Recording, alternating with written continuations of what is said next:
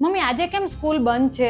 આજે સ્કૂલ બંધ નથી બેટા, આજ તો 15મી ઓગસ્ટ છે, એટલે સ્કૂલમાં આજ ધાર્મિક તહેવાર જેવું નહીં પણ ખાસ દિવસ મનાવવામાં આવે છે, કારણ કે આ દિવસે આપણને આઝાદી મળી હતી.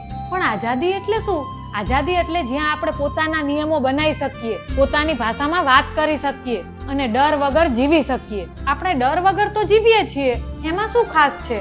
હા, હવે તો ડર વગર જીવી શકવી, પણ ઘણા વર્ષો પહેલા આપણા દેશમાં અંગ્રેજોનું શાસન હતું. અંગ્રેજો ઘણી બાબતમાં એમની મનમાની કરતા અને ઘણો અત્યાચાર કરતા. સાચે જ આપણે આપણા દેશમાં જ પરાયા બનીને રહેવું પડતું હતું. પછી આપણા દેશના વીર જવાનોએ, દેશભક્તોએ અને અમુક મહાન નેતાઓએ હિંમત અને ઘણા બલિદાન આપ્યા છે. ગાંધીજી, સરદાર વલ્લભભાઈ પટેલ, સુભાષચંદ્ર બોઝ, ભગતસિંહ, આવા ઘણા મહાન નેતાઓએ આઝાદી અપાવવા માટે પ્રયત્ન કર્યા.